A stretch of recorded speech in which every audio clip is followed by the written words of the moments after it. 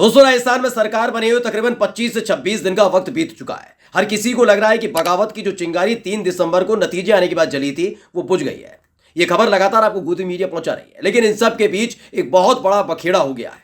बखेड़ा इस बात को लेकर कि लगने लगा है कि मोदी और शाह को अब भजन लाल शर्मा पर भी भरोसा नहीं रहा है। ये खबर मैं आज आपको तथ्यों के आधार पर, सबूत के आधार पर दिखाने जा रहा हूं कि कैसे एक के बाद एक भारतीय जनता पार्टी के अंदर राजस्थान के दिग्गज नेताओं ने मोदी और शाह के खिलाफ न केवल मोर्चा खोला था, बल्कि जिन भजनलाल शर्मा पर मोदी और शाह ने भरोसा जताया था, पहली बार विधायक बने भजनलाल शर्मा को राजस्थान की कमान सौंपी थी, उन्हीं के ऊपर एक ऐसे व्यक्ति को बिठा दिया गया है जो मोदी और शाह के खास है। यानी भजनलाल शर्मा की एक एक रिपोर्ट मोदी शाह तक पहुंचाई जाएगी।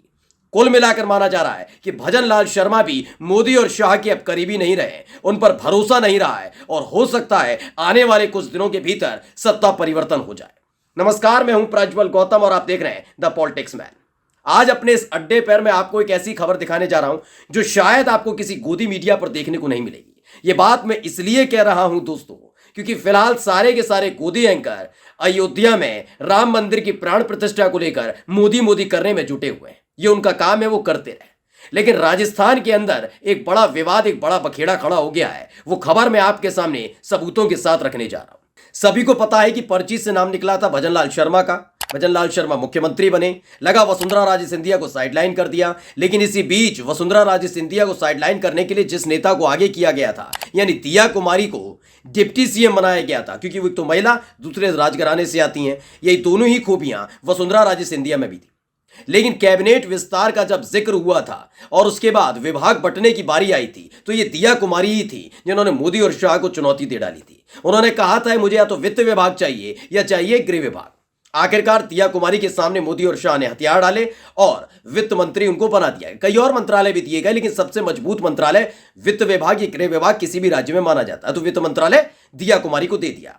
जैसे ही यह खबर निकली कि वित्त मंत्रालय या गृह मंत्रालय दिया कुमारी मांग रही है, तुरंत मैदान में उतर आए थे डॉक्टर किरोड़ी लाल मीणा, जो लगातार संघर्ष करते रहे। उनके समर्थक भी कहते हैं कि हाँ, उन्होंने गहलोत सरकार के खिलाफ बहुत बड़ा संघर्ष किया था। खैर, उनको गृह विभाग मिलने वाला था, ये तमाम तरह की खबर थी। मीणा सवाल खुश था, उनके समर्थक खुश थे, लेकिन आखिरी वक्त पर झटका दे दिया गया। भजनलाल शर्मा को गृह विभाग दे दिया गया और उन्हें कृषि विभाग के साथ साथ ऐसे छोटे छोटे मंत्रालय दे दिए गए जिनका कोई वजन ज्यादातर सरकार के अंदर माना नहीं जाता है।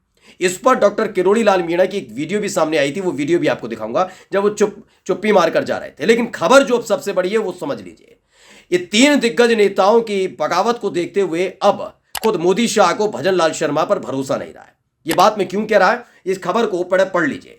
अमर उजाला ने इस खबर को छापा है और क्या लिखा है, राजस्थान पीएम मोदी के करीबी आईएएस गुप्ता संभालेंगे भजनलाल का सीएमओ, गुजरात से आएंगे राजस्थान, केंद्र ने दी मंजूरी।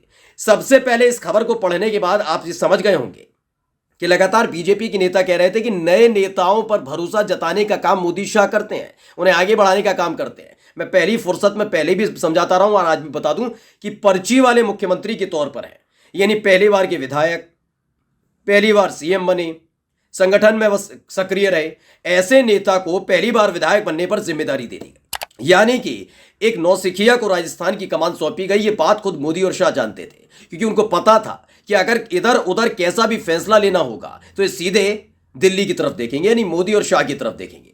लेकिन पिछले एक दो फैसले कुछ ऐसे भजनलाल शर्मा ने ले लिए थे जिसकी अनुमति दिल्ली से नहीं मिली थी, यानी मोदी शाह की तरफ से नहीं दी गई थी।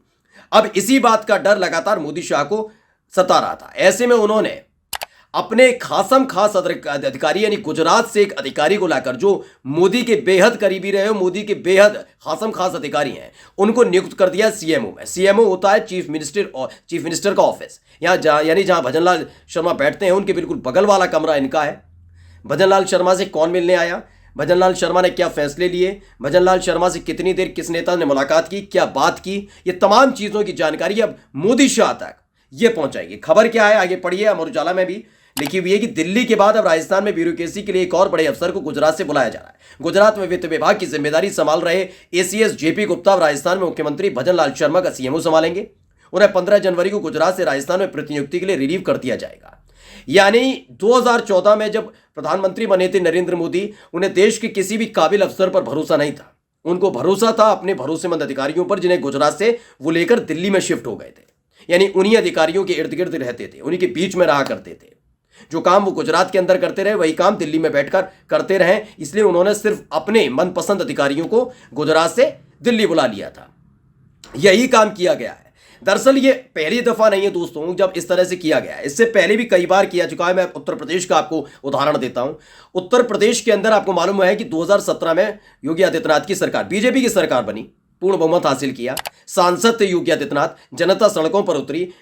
मोदी और शाह, चूंकि शाह उस समय राष्ट्रीय अध्यक्ष हुआ करते थे बीजेपी के, वो भी यहाँ गए कि अगर उत्तर प्रदेश की जनता की भावनाओं का सम्मान रखना है और 2019 का लोकसभा चुनाव जीतना है तो इनका सम्मान करना होगा। योगी आदित्यनाथ की मांग की जा रही थी, योगी आदित्यनाथ मुख्यमंत्री बनाए गए।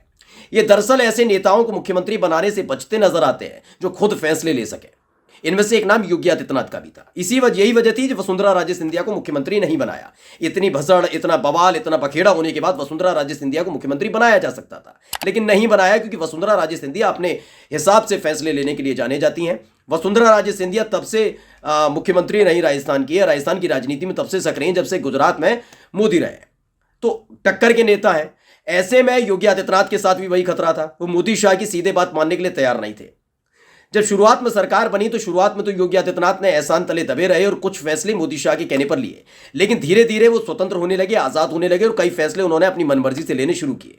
इस बात का डर सताने लगा कि कहीं ऐसा ना हो कि उत्तर प्रदेश खासतौर पर जहां से 80 लोकसभा की सीटें आती हैं वहां पर योगी आदित्यनाथ का जलवा दिखने लगे और मोदी और शाह के हाथ से ये पूरा का पूरा मामला खिसक जाए, यानी बीजेपी जो उत्तर प्रदेश के अंदर सक्रिय है वो मोदी शाह को भूल जाए। इसलिए एक अधिकारी जो मोदी जी का बेहद खासम खास हुआ करता था, उस व्यक्ति को फौरन ही उत्तर प्रदेश भेजा गया। यह आदेश के साथ भेजा गया कि योगी आदित्यनाथ उनको अपनी सरकार में मंत्री बनाए। ये नाम पढ़ लीजिए, ये नाम बताना पढ़ना इसलिए जरूरी है क्योंकि यही वो अधिकारी है जो मंत्री बन के पहुंचे थे, गुजरात में काम किया था मोदी के साथ और फिर ये यही पहुंचे थे बनकर, तो इनको बनाकर भेजा गया।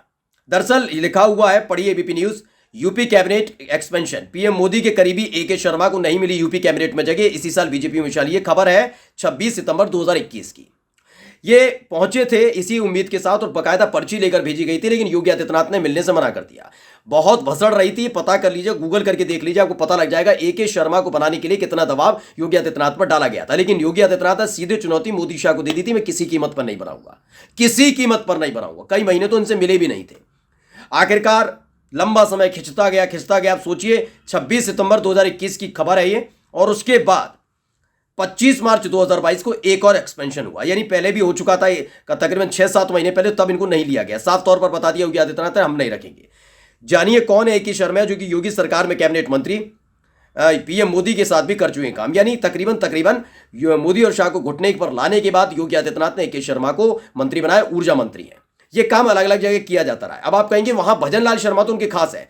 दरअसल भजनलाल शर्मा खास जरूर है, लेकिन ये सब जानते हैं कि भारतीय जनता पार्टी राजस्थान की जो राजनीति है, बीजेपी की राजस्थान की राजनीति वसुंधरा के इर्द गिर्द घूमती है। मोदी शाह किसी भी तरह का रिस्क नहीं लेना चाहते। पहली बार के विधायक है भजनलाल शर्मा, भरोसा नहीं है कि कल पारी बदल जाए या पासा पलट जाए, इसीलिए उन पर नजर रखने के लिए अपना एक अधिकारी, खासम खास अधिकारी भेजा गया है और इसी ने एक नया विवाद वहां पर खड़ा कर दिया है, बखेड़ा खड़ा कर दिया है। नमस्कार।